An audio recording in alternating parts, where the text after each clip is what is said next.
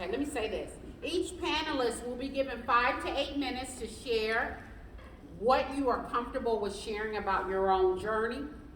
In order to ensure everyone has adequate time, please stay within a time frame. I got my phone, and respond to your own journey.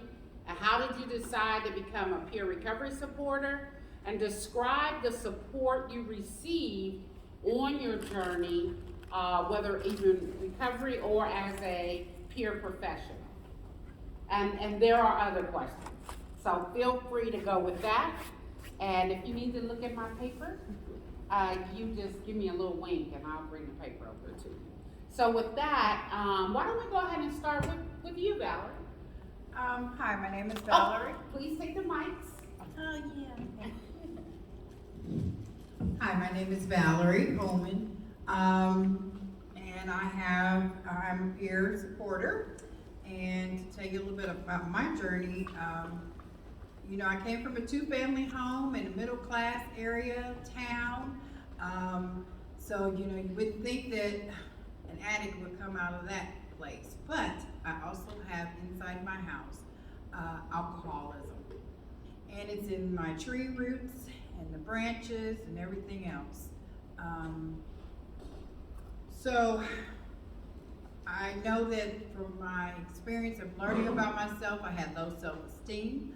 I needed to have people give me justification of who I was and all those great things. I used for 17 years, and I've been sober since 1995.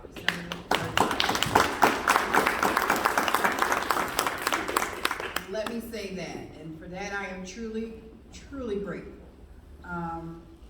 And what I know about my journey is when I first started, my mother took me to our priest, which I thought was like horrible. And he told me my worst nightmare was going to be my best asset in life. And I'm telling you, even to this day, that still holds true for me. If you've been there as a woman, you know what we have to do to survive out there on the street. I don't think I need to go into any gory details about that. But what I'd like to say is I did do 3 years of intense treatment at Amethyst. I started off in Maryhaven, went to counseling, and I really thought drugs and alcohol were my problem, but I found out there that it was me that was the problem. My thinking and my actions. And today I still try to keep that in check because it's my thinking and my actions that matter today. I went through treatment with my kids, and for that I'm truly grateful. I didn't really actually decide to be a peer supporter. It was just something I wanted to put on my resume, honestly. I read it, did the test, and decided to go ahead and try to be a peer supporter. I was offered a position, in fact, where Marcia works part-time as a peer supporter. So I thought, oh, okay, I'll do that. And then when I started working with the people that come out of the jails and stuff, it was so rewarding. I was beyond belief. I was the case manager at Amethyst at the time, and I was having more fun with my part-time job than I was my full-time job, because it doesn't feel like a job when you're a peer supporter. And you meet people where they're at. I don't tell them, you need to stop using, because that's what a peer told me. You need to tell them stop using and go to treatment, mandating the treatment.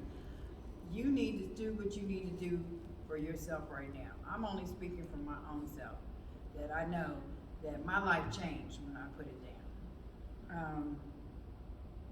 And the job I work at now in Netcare, I can say this is probably the only job I feel that I've ever been totally supported. Totally supported. And they check me all the time when some stuff happens, and I laugh because I work in a crisis unit. People come in there throwing stuff, calling me all kinds of names.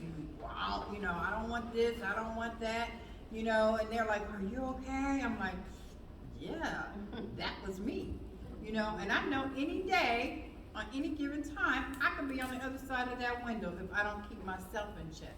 Self-care is my #1 priority. If I don't take care of this, I can't take care of nothing. And I've had issues with my family about that, and they got over it.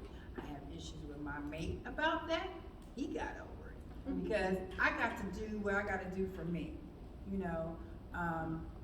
And I learned that through being a peer supporter. I didn't even learn that in recovery, because in recovery, I was working so hard on trying to get everything straight and everything, but I learned it through being a peer supporter.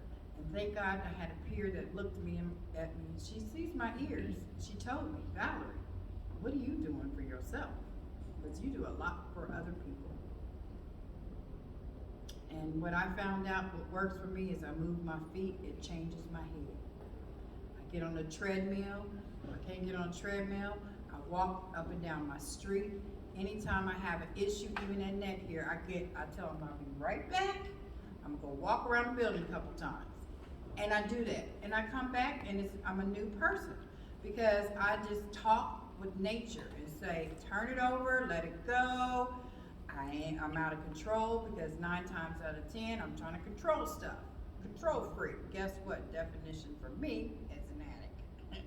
I gotta control things. So, you know, it took me a long time to get to where I'm at, and I'm still in the process of getting there, you know. But like I said, I love my job. I love sitting with a woman and saying, it's terrible right now. I know, girl, been there, done that, you know. All you gotta do is just suit up and show up and try to do something different. Not another angle at the same game. Been there, done that too, you know. And it fulfills my heart when they say, okay, I'll try treatment. But I've done treatment 4 or 5 times. Well, maybe 6 will work. Maybe 6 is gonna work. Let's go with that. That didn't work for you, just keep on trying, you know? It ain't getting easy out there on the streets, you know? And that's the hard part, I guess the hardest thing is because people are dying. They're dying. And I take every child as my child. And it really sometimes gets to me when I work with somebody and they don't make it, you know? And you know, when I was when I'm in the program, people say, well, some people gotta die for other people to live. But that mother lost a child. That child lost a mom. And you know, we're coming in an age where we are having so many orphaned children. And that is sad. Mom and dad both dead. You know, that's really sad. And I've had parents call me and say, what did I do wrong? You know, why did, you know, what did I say to make them want to kill themselves? And I'm telling them, they didn't want to kill themselves, they just want to get high.